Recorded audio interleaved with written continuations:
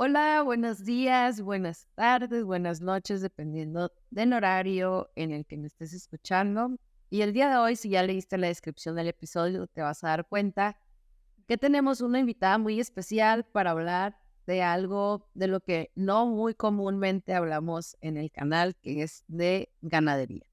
Entonces, para este episodio, conocer más de ganadería, pero sobre todo conocer más de ella, invitamos a Mariana Flandes, así como escuchan Flandes, no Fernández, que luego quizás se confunden. Y le invitamos a ella. Entonces, para este episodio, bienvenida Mariana a Ella se Levanta.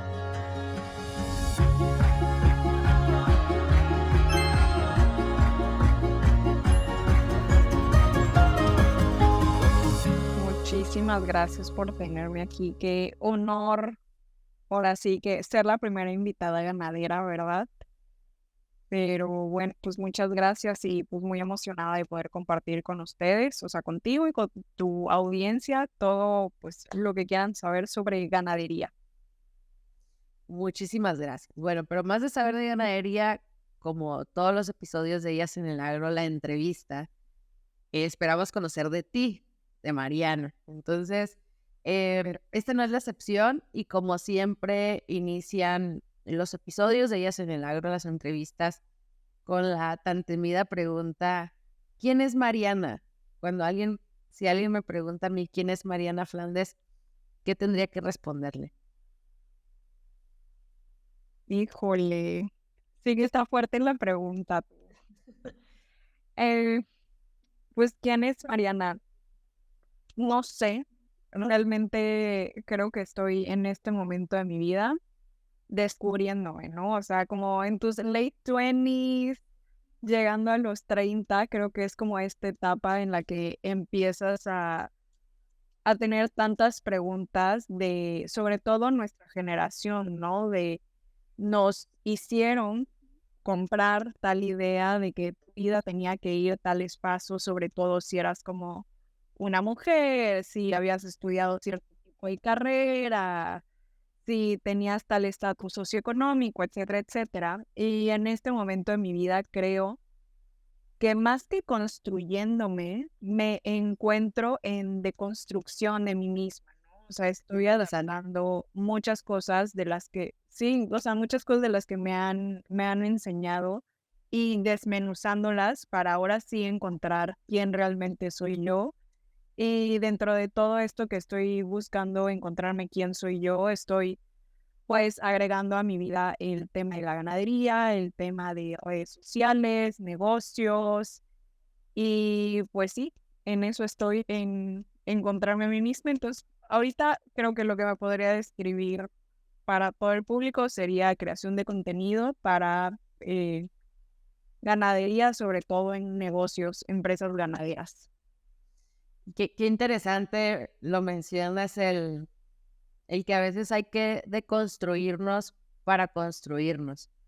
Y creo que como bien tú mencionas y estás de ese lado, cuando traes tantos como estigmas o etiquetas, a veces una vez leí algo que decía, eh, cuesta menos construir cuando naces con etiquetas que cuando naces sin ellas, porque naces limpio. Entonces, cuando naces con, pues uno, es tu decisión de seguir ese camino, como es tu caso el de la ganadería, si tú por tu decisión quieres seguir o por una etiqueta que ya traes de que tengo que hacerlo, ¿no? Entonces, qué importante lo que tú mencionas de la deconstrucción para construirte. Y al final mencionaste algo de lo cual hablas mucho en redes, porque así fue como yo te conocí, como yo llegué a ti por redes sociales. El ver tu frase de rancho a empresa ganadera. Yo lo escucho mucho en el campo. Una vez un agricultor de Morelos platicando con él me decía, es que del norte, del centro al norte hay agricultores y del centro al sur hay campesinos. Y yo le decía, bueno, tampoco es bueno generalizar, pero entendí su idea, ¿no? De la parte de que como a veces Sí. no vemos el cultivo o el ganado o la tierra per se como un negocio y al final eso es, ¿no? Entonces me gusta mucho cómo tú llevas ese concepto de empresa. Platícanos cómo te surge esta, porque no es una idea porque al final eso estudiaste, si nos puedes contar también esa parte, Ujú. la parte de empresas, pero cómo tomas esa decisión de decir, quiero transmitir a la gente que no tienen un rancho, tienen una empresa, ¿ya? Pues mira, número uno, todo empezó antes de entrar a la carrera. Yo desde, desde siempre, o sea, desde siempre, desde que nací, o sea, soy amante de los animales. Yo no crecí en el rancho, crecí en la ciudad, pero cada vez que venía de vacaciones al rancho, o sea, yo moría por ir al rancho a cuidar animales, ¿no? Y pues claramente, aunque soy la cuarta generación, pues soy mujer, ¿no? Entonces hay ciertos estigmas en los que no te dejan o no te incluyen, ¿verdad? Porque eres mujer, entonces no puedes. Me di cuenta que si yo no podía entrar al rancho haciendo ciertos trabajos de fuerza física, como yo podía incluirme era a través de los negocios. Entonces, al principio, obviamente, como adolescente, pues confundida, yo creía que lo que quería estudiar era ingeniero agrónomo, zootecnista o veterinaria. Cuando le dije esto a mis papás, me dijeron como, o sea, sí, no te vemos de eso, pero si quieres, pues venir al rancho y pues trabaja aquí a ver si te gusta. Ya claramente cuando iban a hacer las aplicaciones y había sangre y esas cosas, dije, no, por supuesto que esto no es lo mío. Y ya de ahí dije, o sea, en mi mente a los 17, 16, 18, cuando yo estaba eligiendo carrera, era como, bueno, pues si no voy a estudiar nada de esto, pues no me voy a dedicar al rancho. Y dije, ¿qué es lo que más me gusta en esta vida? Y es algo que a mí no me da pena, es el dinero, ¿ok? Claro. Yo sé que es también como un tema de que, ay, es de mala educación hablar de dinero, es de mala educación preguntar, porque regularmente las personas te dicen, ay, me va muy bien, pero ¿cuánto es muy bien? O sea, a mí algo que no me da pena es hablar de lana, o sea, a mí háblame directo, dime cuánto y vemos. Si no, para mí es como, no me interesa, gracias. Entonces dije, bueno, pues si ya no me voy a dedicar al rancho porque no voy a estudiar ninguna de estas carreras, porque claramente no me gusta la sangre, dije, me voy a dedicar a estudiar creación y desarrollo de empresas. Ya obviamente también cuando andas preguntando en la carrera dices como, oye, ¿qué tal esta carrera? Y te dicen, no, o sea, eso es para los que son juniors, los que sí tienen lana. Tú estudia algo en lo que puedas tener un empleo recién graduada. Entonces entré estudiando finanzas. Estuve hasta cuarto semestre estudiando finanzas y ya en cuarto semestre, cuando ya dejas como el tronco común y empiezas a tener como clases con solo los de tu carrera, llegó una clase que era para puros financieros y la maestra el primer día pregunta, ¿ustedes a qué se quieren dedicar dentro del área de finanzas? Y ya salen los que, pues yo me quiero dedicar a la banca, yo me quiero dedicar a X, Y, no sé qué. Y llegan a mí, yo, no me quiero dedicar a nada de eso, no me veo, no existe. Y ya al final de la clase hablé con la maestra y le dije, ¿sabes qué? O sea, gracias, pero tu clase me hizo darme cuenta que no es mi carrera. Y ella me dijo de que bueno, pues explóralo y si te tienes que dar de baja, date de baja, o sea, siéntete libre. Y ya así fue. Anduve buscando otras carreras hasta que dije, ay, ¿para qué me hago tonta? O sea, lo mío es acción y desarrollo de empresas. Y así fue No como lo sabías. me cambié de carrera. Sí, ya lo sabía, pero yo me estaba haciendo tonta, entonces ya me cambié de carrera y pues ya, o sea, como que no me metí de lleno al rancho al principio porque ya estaba yo así como de que no, pues yo no me voy a dedicar a esto, pero empecé un proyecto en el TEC que yo tenía una granja de chapulines. Yo me estaba dedicando a criar chapulines en el laboratorio. Ok. Y ahí, o sea, ya cuando empecé, como para mí fue muy intuitivo, ¿sabes? De que compré una caja de cientos de miles de grillos, agarré, o sea, en internet, libros, porque no había mucha información. Aprendí como cuáles eran las hembras, cuáles eran los machos, Y entonces yo creé mi granja estabulada, tenía como mi pie de cría, tenía los que eran de engorda, y yo hacía mi relajo ahí. Y un día llega alguien y me dice, o sea, no entiendo, tú no estudiaste nada de esto y cómo sabes cuáles son las hembras, cuáles son los machos, cómo decides cuáles son los sementales, cuáles se quedan de vientres, cuáles se van, ahora sí como nosotros decimos en la ganadería, cuáles se van para el desecho, para hacer tu harina y demás. Y yo, no sé, no tengo idea cómo sé esto, pero simplemente sé que lo sé y creo que viene de mi formación familiar y esto es lo mío. Sé cómo manejar esto y sé cómo hacer negocio y ya. Y ya después de muchos años acepté y dije de que pues sé hacer negocios y sé sobre criar ganado. Entonces no lo voy a ver como un simple rancho, lo voy a empezar a ver como lo que es una empresa ganadera. Y pues obviamente por temas familiares que veía que la falta de decisiones, la falta de estrategia, planación, ahorro y demás, pues veía que mi familia, a pesar de todo el trabajo que se había hecho durante años, veían el rancho como eso, un solo rancho, y no lo veían como una empresa ganadera, a pesar de que nosotros sí hemos sido, pues, o bueno, la familia ha sido capaz de solo vivir del rancho, ¿no? Porque muchas veces dices como, ay, tengo un rancho, pero aparte tengo una gasolinera, tengo un hotel, tengo una tienda que de ahí saco para meterle al rancho. Y en nuestro caso no, o sea, en nuestro caso siempre ha sido la ganadería y es nuestro único negocio que siempre nos ha sostenido. Entonces dije, pues no es un rancho, es una empresa ganadera, lo que nos está dando de comer a todos nosotros. Así que vamos a empezar a tratarlo como tal. Y pues ya de ahí lo empecé a compartir en redes sociales y ahí vamos. Y qué interesante y sobre todo lo que dices, ¿no? O sea, que de eso ha vivido tu familia eh, y de alguna manera u otra bien manejado, ¿no? O sea, es algo que los ha sostenido.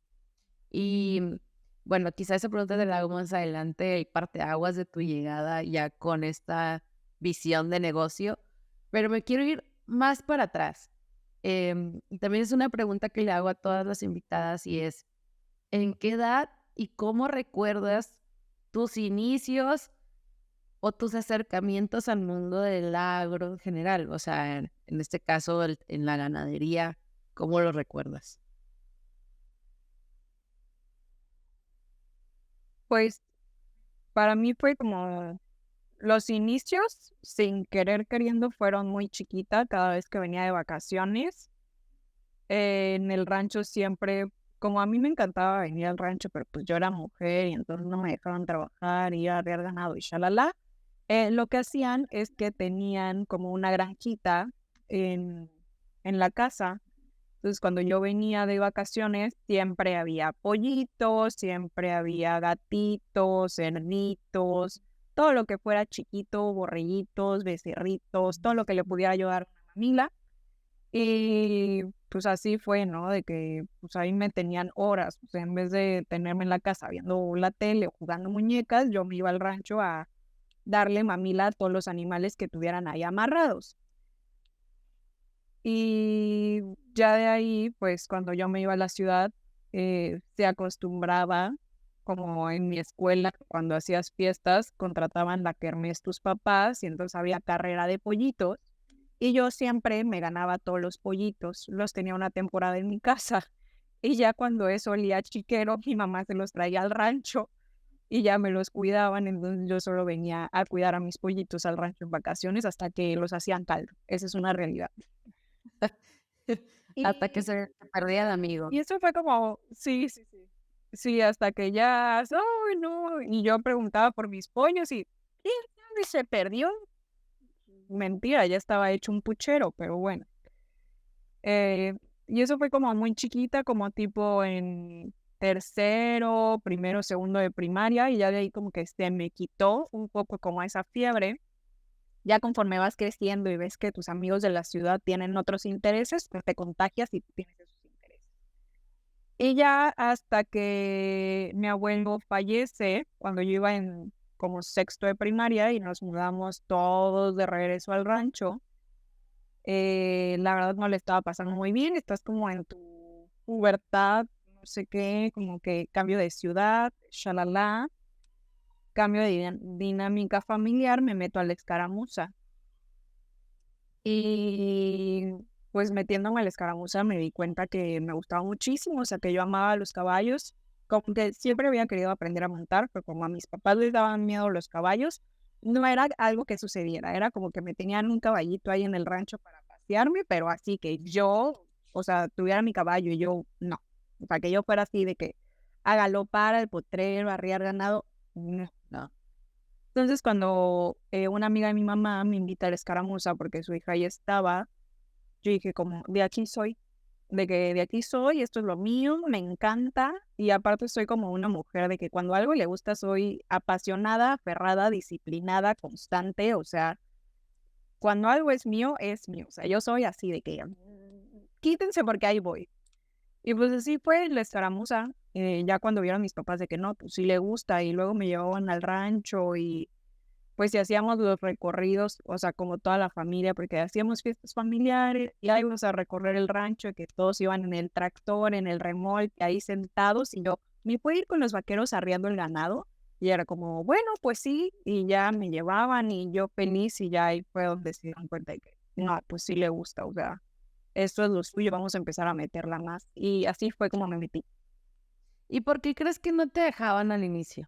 ¿Miedo? Ajá, yo creo que miedo, porque tal vez como a ellos tampoco los habían metido tanto, era como, sí, o sea, los hombres sí estaban adentro, pero era como, por ejemplo, con mis tíos, ¿no? De que se fueron a la universidad, se graduaron y de graduación no fue de que, oye, pues aquí está la empresa familiar de que vente, éntrale, sino de, ah, bueno, ya te graduaste, felicidades, aquí está tu regalo de graduación, un rancho, tus vacas, no me molestes. Y pues para las mujeres no fue así, ¿no? Era como, bueno, pues ya te graduaste, pues felicidades, consíguete un marido y ahí te ves. Entonces, pues claramente a las nietas no había esa inclusión, ¿no? Era como que, pues si quieres, pero pues nomás va a estar aquí en la casa de que abajo en el techo dando mamilas, pero no sueñes más. Entonces, yo creo que no fue porque no quisieran incluirme, simplemente no lo sabían y no sabían cómo hacerlo, ¿no? Ok, ok, qué interesante. Es que interesante ese sentido de alguna manera patriarcal que se permea, porque, y me gusta como lo dices de quizá, pues, no lo sabían, ¿no? A veces ni saben cómo incluirte, ¿no? Es como, es tan Ujú. generacional, por así decirlo, que ni siquiera es que lo hacen de mala manera, simplemente no lo hacen. O sea, es como, ah, no sabía que también lo puedes hacer, ¿no? Em, y esa es la pregunta que te iba a hacer más atrás, que, que decidí hacer ahorita y justamente lo dices. ¿Cómo ha sido el parteaguas antes y después? O sea, el rancho antes y después de ti. Bueno, ahorita no es después porque sigues estando ahí de alguna manera, em, pero has visto cambios, las cosas siguen igual, mejoras, o sea, rentabilidad, o sea, ¿cómo ha sido ese, el que uno eres ahora una mujer que de alguna manera ya está también dentro, tomando decisiones o impulsando a tomarlas, ¿no? Por así decirlo.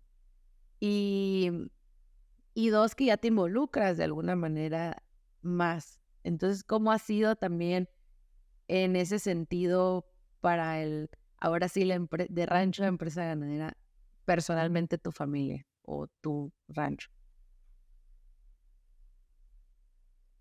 Pues sí, ha habido cambios, o sea, no sé, cuando eres recién graduado te pintan en la universidad que el mundo es color de rosa, que vas a salir a cambiarlo y tú crees que vas a llegar a un trabajo y hoy va a estar gris y mañana va a estar rosa.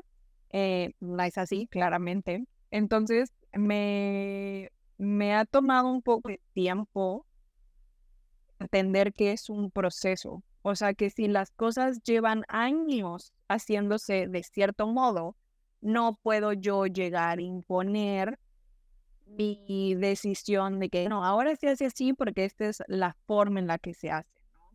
Entonces, entender que es un proceso, que yo no voy a cambiar las cosas de la noche a la mañana, por más que quiera, por más que haya estudiado en la universidad que sea, por más que haya leído tal libro, por más que conozca personas que ya les funcione, entender que, número uno, cuando es tu familia, hay un tema sentimental, dramático y shalala por ahí que hay que tener mucha madurez emocional para poder manejarlo. Entonces, si no quieres drama de telenovela, no llegues así como yo soy la heredera y quítense que ahí les voy, porque no va a acabar bien. Y darte cuenta, ¿no? Creo que lo más importante al principio, cuando tú tienes un foco más amplio, es darte cuenta que tienes que monitorear cómo hacen ellos las cosas ahorita y cómo puedes irlas mejorando poco a poco. O sea, es un cambio de hábitos al final. O sea, todos los negocios son hábitos. Entonces, es como si tú llevas toda la vida comiendo comida chatarra y un día te pesas y dices, no, ya no puedo con este peso, qué horror. Y al día siguiente dices, voy a dedicarme a comer pura ensalada. O sea, no es sostenible. Y entonces lo que tenemos que aprender a hacer en las empresas es hacer cambios sostenibles, no abruptos que te funcionen una semana, 2 semanas, 3 días, mientras tú estás atrás como palo viendo que se hagan, sino que tienen que ser sostenibles, que los cambios puedan ser progresivos, pero reales. Y pues vaya, empecé en el 2019, así que sí ha habido cambios, solo ha sido progresivo y creo que conforme me ven más involucrada, tengo más madurez, eh, obtengo más edad, me he podido dar, o sea, me han podido dar ciertas responsabilidades que yo acepto y que yo también pido. Por ejemplo, el mes pasado se fueron de vacaciones, ¿no? Porque pues hay que darse ciertos breaks, no todo el tiempo hay que estar trabajando. Y me dijeron como, bueno, pues ahí nos vemos, ahí te dejamos el changarro de que tú administralo, ve qué vendes, ve qué haces, pero tú pagas y tienes todo que hacer. Y al principio pues fue muy abrumador, fue que, a la mecha, o sea, ¿qué hago? Y la primera semana lloré, grité, dije, no puede ser, me voy a morir. Y ya luego dije, qué felicidad, voy a hacer las cosas como siempre, que digo que se hagan durante un mes. Y ya, tomas el toro por los cuernos, dejas de llorar, te limpias las lágrimas y dices como ahora sí, pues vamos a ver de qué cuero salen más correas y empiezas a hacer las cosas. Claro. Y qué difícil trabajar con la propia familia, ¿no? Dice, yo tengo una entrevista, es la entrevista 6 de Valeria Castro. Valeria Castro trabaja con su familia, tienen una empresa de maquinaria agrícola y ella precisamente también habla de cómo es entrar al negocio familiar y algo que dice, lo más difícil de trabajar con la familia es que llegas a la casa y lo sigues viendo, no es como que saliste de trabajar y ya saliste del trabajo. Es como que ahora llegas a tu casa y también están en tu casa. Entonces, mm, qué interesante. Y algo que también mencionas de los cambios y la cultura, ujú, y es bien difícil el cambio cultural en una empresa, y digo ahí, ya hablamos del mismo término. Yo trabajé muchos años en una empresa, bueno, sigo trabajando en una empresa, pero ahora en otra.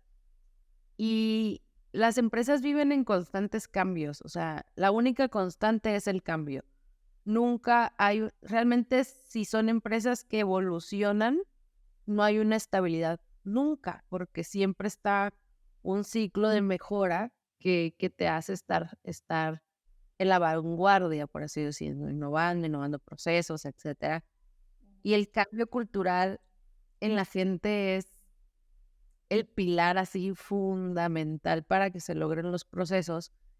Pero si bien tú con esta parte de liderazgo de alguna manera, y lo decía uno de los directores y dueños de la empresa donde trabajaba, que la cultura en una empresa se debe permear desde prácticamente los directores o los dueños de la misma empresa, porque si no se permea desde la alta dirección, pues es bien difícil que un obrero, por así decirlo, pues ejecute este cambio. Entonces, ¿cómo ves tú esa parte? ¿Lo compartes esa idea? Sí, no, 100%.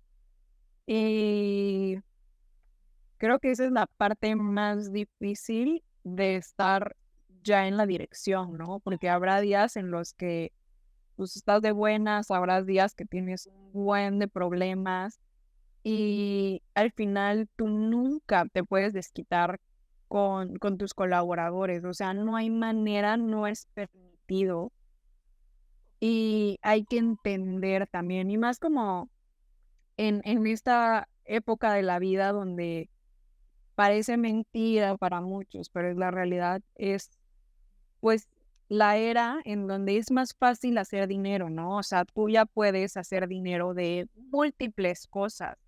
Entonces, ya muchas veces no es que realmente estés pagando bien, sino cómo tratas tú a tu personal. Aparte, las personas que trabajan contigo también son tus clientes de alguna manera. O sea, tú les estás vendiendo tu marca de la forma en la que ellos regresan a sus casas y platican de cómo es su trabajo, de cómo le platican a sus amistades, de cómo ellos se expresan del lugar donde trabajan, ¿no? En general. Entonces, no es un punto en el que debamos flagelar y sobre todo en el campo en el que estábamos acostumbrados prácticamente en muchas empresas a tratar a las personas que trabajan con nosotros como si fueran los tiempos de los hacendados. O sea, no se puede.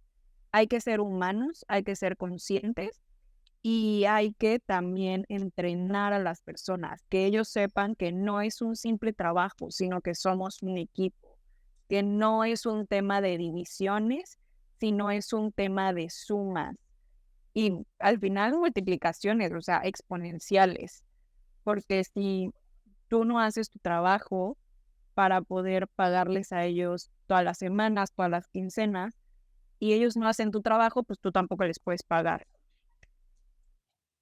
Qué interesante. Oye, hablando de eso de la parte, bueno, responsabilidad social de alguna manera, como le llaman.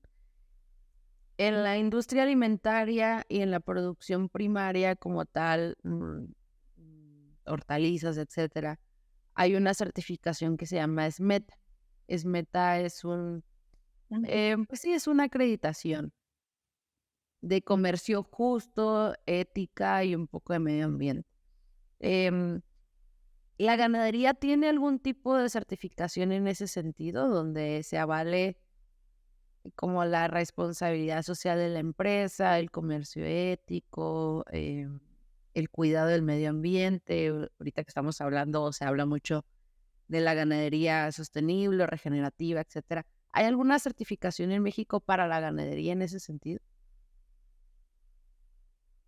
En México, no, ¿No? pero sí hay internacionales, tipo para el tema de exportación, ya carne premium, sí, sí te piden, ¿no? Ese tipo de certificaciones. No tengo ahorita el dato de cómo se llaman, pero sobre todo lo que se busca es la trazabilidad, desde dónde viene ese ganado y hacia dónde va. Y pues todos estos temas entran dentro de la trazabilidad, ¿no? De qué tan bien cuidado estuvo ese ganado, qué tipo de genética tuvo, cuál era la vida que le estabas dando y pues el tipo de personas que estuvieron alrededor también de ese ganado y que pues que cómo se sienten ellos para cuidarlos, porque al final ese también es un tema muy importante. En el, se me fue la onda, espera, no es la mejora continua, es, bueno, se me fue, espera. Pues, no te preocupes. Eh, Si quieres, te doy hilo y si te acuerdas, me dices. Eh, la trazabilidad, ahorita me quedé pensando, bienestar animal, ya. bienestar animal. Ok, ya. El entorno. El, el, la trazabilidad es un punto importantísimo así en todos los procesos de inocuidad alimentaria, porque al final es como bueno, es la huella digital que te dice qué pasó en todo el proceso de la vida del animal o la etapa de producción del alimento final que estás consumiendo, ¿no? Entonces, mm, en el proceso de crianza de animales, como es el caso de la ganadería, pues yo lo veo en mi mente como el proceso de cuando haces un alimento, ¿no? O sea, como pues sí, un proceso al final y al cabo, pero en este caso es un animal. O sea, y es difícil porque pues el animal anda ahí vivo, moviéndose de un lado a otro, a diferencia de una planta que ahí está fija, ¿no? O sea, se mueve hacia arriba o un Sí. poquito hacia los lados, pero no se cruza el cerco, ni se topa contigo todo el día. Entonces, son seres vivos distintos al final de cuentas. Em, pero que muchas veces algunos productores no dimensionan la importancia de la trazabilidad porque creemos muchas veces que yo lo dejo en la pesa, bueno, en la báscula, y ya, ahí se acabó la tarea. Y no, empieza otro proceso que ahora sí es la manufactura, donde pues esa ente, por así decirlo, tiene que tener explícitamente el registro de dónde viene su materia prima, que en este caso es el ganado, para procesarlo y dárselo a un cliente final que se lo pone en un stand en donde quieras, en un supermercado en el mayor de los casos. Entonces, imagínate lo complejo que es, si tú lo debes de saber, que poder en un escáner darme la trazabilidad completa, no solo de la producción, porque ahí no es el problema. En la manufactura, quien está certificado o lleva esos estándares de control de calidad y inocuidad, pues lleva perfectamente el día que recibió la res, de qué proveedor es, qué vacunas tuvo en el mejor de los casos, en qué línea de producción, bajo qué corte, quiénes son los empleados que estuvieron ese día, etcétera. Pero imagínate lo complejo para muchos productores, como es su caso, llevar todos estos estándares, bitácoras, registros, así al pie de la letra, y que como en muchos países los podamos tener así con un simple escáner. Y como dice Víctor, Armando Víctor, que pues también lleva mucho la parte de la ganadería en el norte, dice, cuando hay cabezas que ni siquiera se pueden, o sea, pueden tener Aretes. un arete porque se les roza, porque se les pierde. O sea, qué complejo es para la ganadería de verdad la trazabilidad. Sin embargo, no se les exime de la exigencia que es también y la responsabilidad que se debe tener en ese caso. ¿Cómo lo ves tú en ese sentido? Mira, el tema de la cadena cárnica es muy compleja porque hay diferencias en la cadena de todo el tema de frutas y verduras. En el tema cárnico hay miles de eslabones que van creando esta cadena, ¿no? O sea, está desde el pie de cría, que es el primer eslabón, que son las personas que tienen la mayor extensión de terreno porque tienen las vacas y demás. Ellos crían los becerros y los becerros de ahí puede que vayan a un centro de acopio, a un coyote, que sería como el trader, o se vayan directo a un engorda. Entonces ahí ya entran muchas como divergentes para la trazabilidad. Normalmente los que son engordadores terminan teniendo una marca de carne, ¿no? Y ellos se sienten muy orgullosos de tener su marca de carne porque te dicen, no, yo les doy la mejor alimentación, tengo la mejor genética. Ajá, pero todos son acopiadores, la mayoría. Para sostener ese tipo de engordas estabuladas, o sea, imagínate cuántos millones de hectáreas tendrías que tener para todo el tiempo tener becerros para meter a esas engordas estabuladas. Entonces el tema de la trazabilidad está cañón porque dependen de muchísimos pies de cría, o sea, miles de, por ejemplo, aquí en México, de todas partes del país, incluso del extranjero. Aquí en México, la última vez que fui a una plática de engordadores, estaban hablando que en México había capacidad en engordas estabuladas para 6 millones de cabezas de ganado. Y que tan solo en México al año producíamos 4 millones de cabezas de ganado para esos estabulados. Entonces, esos otros 2 millones, ¿de dónde venían? Pues muchos venían de Centroamérica, ¿no? Y pues hablando así de lo que habla Armando, ¿no? De los aretes, pues nunca lo hablo, la verdad es un tema muy delicado, pero la realidad es que en el tema de los aretes existe pues un uso ilícito de los aretes, o sea, muchos de nosotros sabemos que el ganado que entra por la frontera puede ser de Centroamérica y mágicamente cuando cruza el río es mexicano, ¿no? Porque ya aparecen con aretes mexicanos. Entonces el tema de la trazabilidad en la cadena cárnica es bien complicada, o sea, por más que uno quisiera, aparte, pues tú vas al súper y no hay marcas de carne, o sea, no hay una realmente creación vertical de la cadena cárnica. O sea, tú vas al súper y quieres comprarte un pollo, ves a Bachoco, ves a Tyson, y ellos son sus propios criadores de pollo, tienen sus huevos y lo venden en el súper. O sea, ¿a qué marca de carne conoces tú que tienen desde el becerro hasta que lo llevan al supermercado? Ninguna. Sí, incluso me Tú vas viene a la al súper mente, y te dan la carne en un plato de unicel.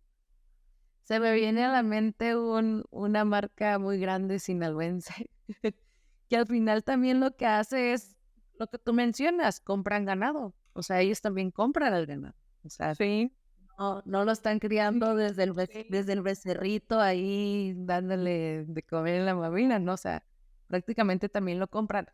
¿Y por qué crees tú, y ya divagando un poco, y no necesariamente tiene que ser tu verdad absoluta, puede ser lo que tú pienses, mm, que también pasa mucho en el campo, un tema quizá de falta de tecnología, muchísimas cosas? ¿Por qué crees que hemos sido tan deficientes, si puedo usar esa palabra, si me permites usar esa palabra, en no lograr hacer una trazabilidad completa, a pesar de que hay tantos eslabones? ¿Por qué se nos ha hecho tan complejo unirlos de alguna manera? Porque hay muchos intermediarios. O sea, hay demasiados intereses de por medio. Y pues el tema también, o sea, de los usos ilícitos, ¿no? O sea, se supone que los aretes para eso son, para darte una trazabilidad de desde dónde nació, hacia qué acopio se fue, a qué engorda llegó, para que el día que llegue al rastro, pues en el rastro toman el registro de que, bueno, pues en el sistema dice que este becerro nació en Veracruz, pero terminó en una engorda aquí en Nuevo León y estuvo en un acopio en Puebla, ¿no? Pero eso no sucede, o sea, es una lástima. Y no solo en México, o sea, no sucede en muchas partes. O sea, también si hablamos de Estados Unidos, mucho ganado mexicano se va para allá de manera no correcta. Y el tema de que por qué no se puedan unir, porque es una cadena que en vez de honrar y de aplaudirle al que hace todo el esfuerzo para poder tener estos becerros, es al que, sorry por la expresión, pero tienen más jodido. Al que es ganadero, al que es el criador del ganado, es al que le quieren pagar menos, es al que menos vale su ganado. Y ahí es en donde pues se pierde la trazabilidad, ¿no? Porque pues ¿para qué le voy a echar tantas ganas si me lo van a pagar a lo que quieren, ¿no? Y ellos se van a llevar la ganancia, ellos le van subiendo el precio. Y también aquí es un tema de que a nosotros probablemente como ganaderos nos da miedo crecer en esos eslabones, ¿no? O sea, creemos que necesitamos muchísimo capital, que vamos a descuidar el ganado por andar volviéndonos comerciantes y como allá está el dinero, pues entonces, ¿para qué hago esto? Y creo que es un tema cultural y de mentalidad que tenemos que ir cambiando poco a poco y yo lo he hablado aquí en la familia, ¿no? O sea, cada vez que entra la época del verano, que es la época de sequía, pues, el precio del ganado se viene abajo, del ganado en pie. Pero tú vete a la carnicería, tú vete al mercado, tú vete al supermercado y el precio de la carne sigue valiendo más, ¿no? Y a veces no sabes ni de qué animal vino. Y yo les decía, oigan, ¿y por qué no nos animamos a poner una carnicería, no? O sea, no tenemos que tener un local, podemos empezar vendiendo entre amistades y demás. O sea, en vez de que se lo lleve el carnicero y nos dé 1,000 pesos, porque en la época de sequía te dan 1,000 pesos por una vaca, o sea, literal, casi se la regala, pues mejor nos las quedamos y de aquí sacamos y hacemos, o sea, unos bisteces, ahora que está el bone broth súper de moda, o sea, hacemos bone broth, o sea, podemos hacer para perros, 1,000 cosas, ¿no? Y es como, no, es que a eso no nos dedicamos. Nosotros somos ganaderos, no somos carniceros. Y es pues sí, pero alguien más está llevando nuestra lana, o sea, vamos a animarnos. No, es que vamos a tener que soltar eso, o sea, vamos a tener que soltar esto para dedicarnos a lo otro. Y es como, bueno, pues ahí sí, ¿qué les digo, no? O sea, ese es el miedo que tenemos de dar otro paso. Y qué interesante como lo dices, lo analizas sobre todo porque lo entiendes y sabes dónde está el área de oportunidad o bien el dinero, como hablamos. Y, pero a veces también es una toma de decisión que decidimos hacer o no hacer. Sí. Y, y bueno, pues qué interesante este tema y cada que profundizo en él, como me quedo pensando más. Un día voy a hacer un experimento, voy a tratar de trazar así en un rastro algo, a ver dónde llego. Pero, pero qué interesante. Y voy a dar un poco el cambio a la conversación de lo que veníamos hablando como tal de ganadería, porque nos fuimos. Y más tú que puedo hablarte y te puedes ir como hilo de media hablando de ganadería. Algo que me gusta mucho de ti en lo que veo es el tema de la disciplina, ¿no? Y dices, cuando a mí se me pone algo, soy perseverante, disciplinada, etcétera. ¿Cómo, cómo unes esto en el tema en tu vida personal, o sea, en sí? Yo también soy fiel creyente, honestamente, que el estructurarnos, agendarnos, proponernos metas, etcétera, te lleva a cumplir tus sueños, por así decirlo. ¿Qué le compartirías a los que nos escuchan en el sentido de la disciplina?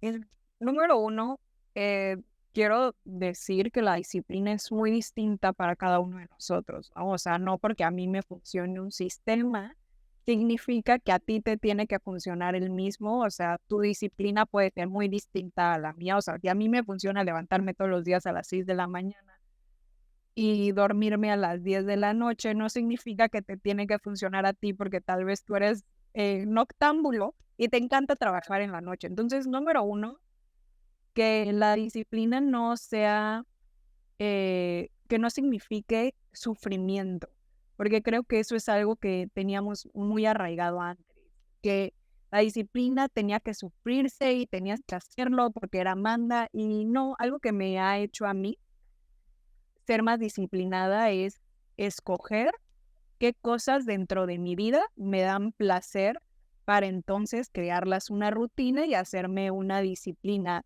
A pesar de que, por ejemplo, a mí me encanta leer, ¿no? Y habrá días que me dé muchísima flojera y diga, la no, ya, no quiero leer, o sea, casi todas las noches antes de dormirme agarro mi Kindle y empiezo a leer, ¿no? Pero hay días que digo, no, qué flojera, no quiero. Y en el segundo que digo, a ver, no, o sea, esto sí te gusta, ¿sabes? O sea, de que vas a agarrar el libro y te vas a ir, si decías 5 minutos, con que leas 5 minutos, te vas a ir 20. solo agárralo. Y entonces ahí es donde entra la disciplina, pero siempre es por algo que me gusta. Entonces ahí es en donde yo me vuelvo disciplinada. Cuando algo me gusta, lo voy a hacer porque simplemente es algo que a mí me apasiona.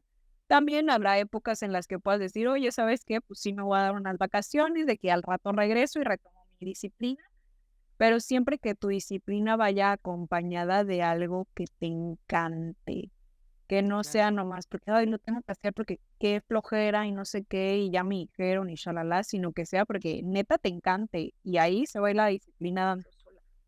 Claro. Yo siempre he dicho que los placebos son importantes. O sea, el premiarnos a nosotros mismos cuando hacemos ese tipo de actividad. Y claro, cuando haces algo que te gusta, lo puedes hacer sin ellos, pero y coincido también contigo el darnos esos breaks. A veces son necesarios, aunque nos guste mucho algo. Por ejemplo, yo muchos años hice mucho deporte y me acuerdo que he tenido esos espacios o donde me lesiono o donde literalmente estoy tan abrumada de trabajo que no puedo hacer ejercicio en la misma intensidad. Y es hasta que hasta tu mismo cuerpo te lo agradece y te dice, estoy descansando, ¿no? Como ese nivel o en hábitos que tenemos. Y me gusta ese sentido como lo ves. Y el otro punto que también coincidido contigo como gusto, o bueno, así lo veo desde mi perspectiva, no sé, tú me lo dirás mejor, es esto que tienes por las finanzas o inversiones, no sé si como preocupación a futuro o como gusto, pero veo que lo tienes.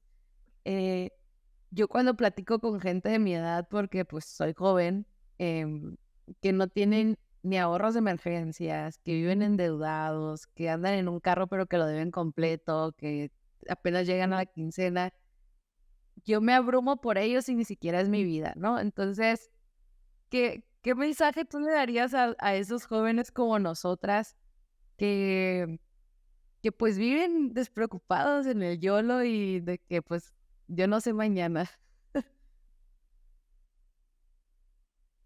Pues alguna vez yo fui esa persona, ¿no? Y creo que en mi tema muy personal venía mucho de el reconocimiento, de ser aceptado, porque, ay, ya vi que fulanito ya se fue a tal viaje y entonces yo también quiero que digan que ya me fui, o ya vi que tal amiga trae tal bolsa y entonces yo también la quiero, y a tal ya le regalaron ese coche, entonces pues yo también quiero el mismo, y cosas que cuando eres joven parecen que son muy importantes, pero conforme te vas haciendo responsable de tu manutención, te das cuenta que son una vil tontería y que no puedes vivir así.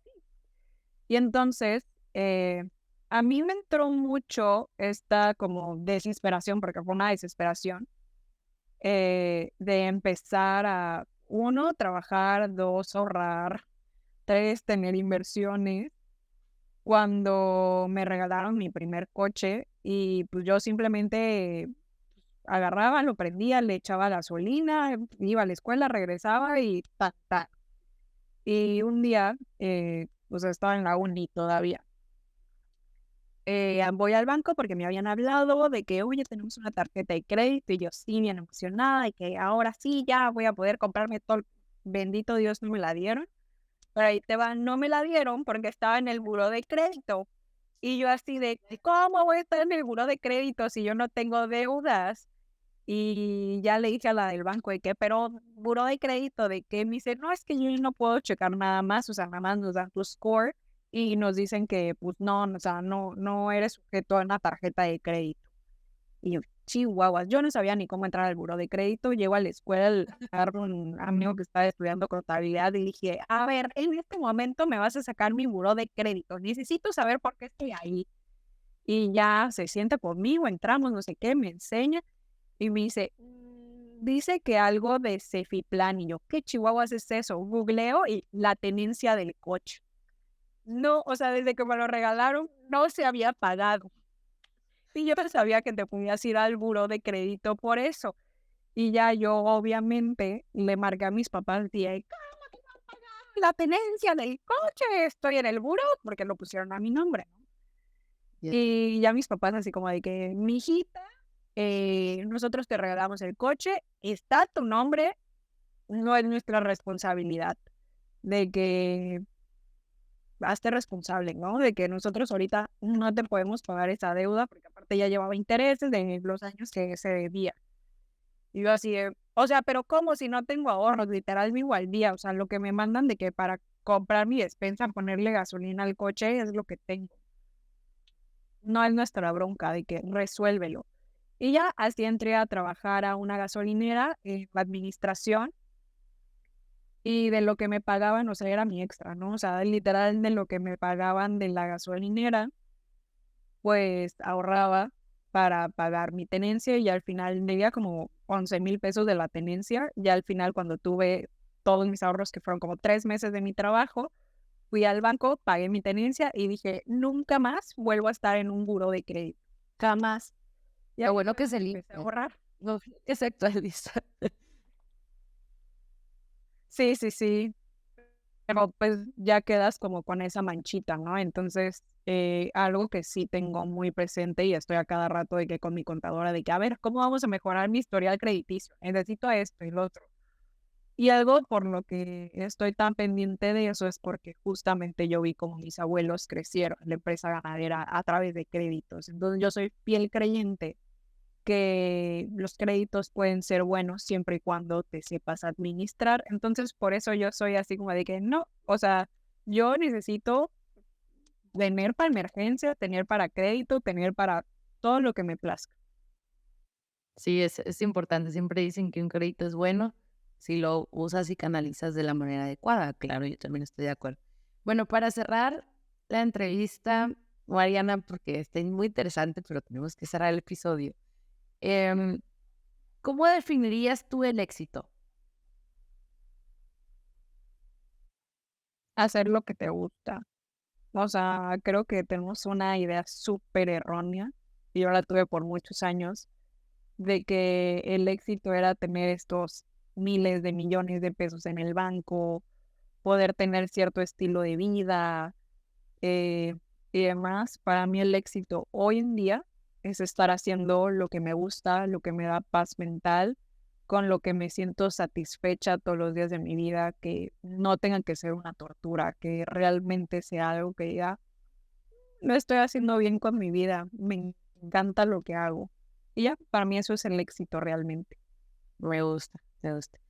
Y la última pregunta va encaminada a que tú eres joven, estás en el negocio familiar de alguna manera, y hoy en día esta generación es la generación o estos años del, del cambio de la estafeta generacional, tanto en la ganadería como en el campo, ¿no? Estamos viendo que ya están los papás grandes, por así decirlo, dándole la estafeta a la futura generación, que son los hijos. Em, ¿Qué consejo les darías a los jóvenes que están en, en el seno de un negocio familiar del agro, llámese la ganadería, una finca, un rancho, etcétera, y que están como en esa indecisión de, pues, meterse, pero sí, no quiero, o sea, indecisos, ¿no? Que a lo mejor hay un llamado interno que les dice, es aquí, pero hay otro llamado como lo que hablábamos de, pues, dinero afuera, cosas más fáciles. ¿Qué consejo tú les darías? Que realmente lo hagan, que si su sueño es estar ahí adentro, lo hagan y que se empapen, porque se pueden hacer las dos cosas realmente, ¿sabes? O sea, yo no creo que porque entres al negocio familiar ya, o sea, no puedes hacer otra cosa en tu vida nunca jamás. No, o sea, tú puedes hacer todo lo que tú quieras con tu vida. Eh, yo, por ejemplo, ahorita lo veo y así lo siento. O sea, puedo tener mi trabajo dentro de la empresa familiar y aparte puedo hacer lo que yo quiera para mi persona. O sea, no porque de cierta manera tenga de un lado una mesa puesta, no significa que no me pueda ir a sentar a otra y ponerla yo a mi forma, ¿no? O sea, que no pueda yo servirme la comida que a mí me guste, preparármela, que pueda poner los platos que a mí me encanten. siempre puedes cambiar las cosas en tu vida. Entonces, para mí es, sí, éntrenle. Creo que ese es uno de los peores errores de las empresas familiares, que tal vez nuestros padres o nuestros abuelos no tuvieron la mejor educación o la forma de inculcarnos cómo meternos al negocio, ¿no? Porque tal vez tú llegabas a tu casa y tú veías a tus papás que, por ejemplo, en mi caso, hablaban todo el tiempo de los problemas que había en el rancho, que si ya se murió la vaca, que si el precio ya se cayó, que si no sé qué, que la deuda, el crédito, la hipoteca. Y entonces tú como chiquillo, o sea, vas escuchando eso y dices, no, hombre, o sea, yo cuernos que me meto a este negocio, estas personas nomás se quejan. Nunca escucho que digan, ay, me encanta lo que hago. Todo el tiempo se andan quejando. Y los que trabajan en otra cosa dicen, ay, no, está con madre mi trabajo, llego, prendo el clima. No, hombre, está súper bien. Y en mi casa, no, nomás escucho pura quejadera. Entonces, creo que entender que, pues sí, tal vez tus papás o tus abuelos se quejaron mucho, pero era porque no sabían expresarse de otra forma, ¿no? Era tal vez un tema muy generacional y ahora algo que me encanta en las redes sociales es que podemos romantizar absolutamente todo.